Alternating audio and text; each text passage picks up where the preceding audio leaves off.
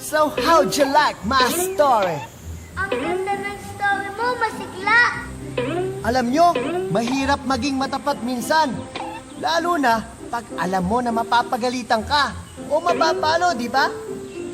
Pero mas hinahangaan at pinagpapala ang mga taong tapat sa sarili at sa kapwa.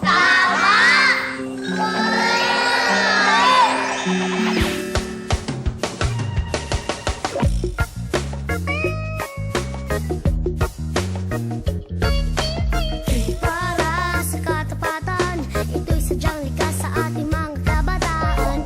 Para sa katapatan, ito'y isang pamana ng ating mga magulang. Para sa katapatan, maging isang ehemplo sa ating mga kabataan. Para sa katapatan, halina't ipamalas katapatan kahit sa kanino man.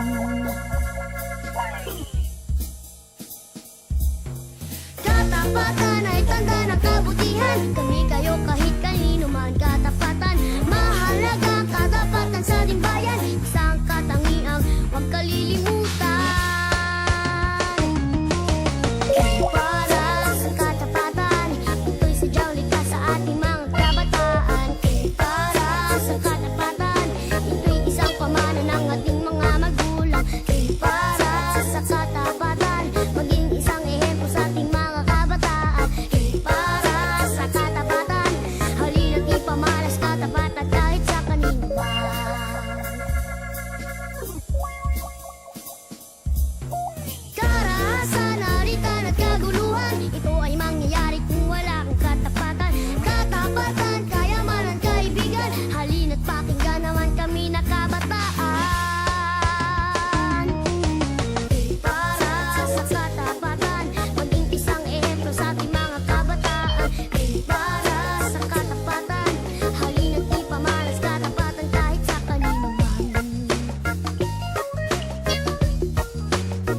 Kahit sa kanino man. Para sa katapatan, ito'y sadyang likas sa ating mga kabataan. Para sa katapatan, ito'y isang pamana ng ating mga magulang. Para sa katapatan, halina't ipamalas katapatan kahit sa kanino man. Sa bang kwento, masigla? Okay! Masunurin pa kayo sa mga magulang nyo? Oo! Very good! Because the next story is about obedience. Para sa mga bata na masunurin, turo ng matatanda, alituntunin. Ito naman si Leia.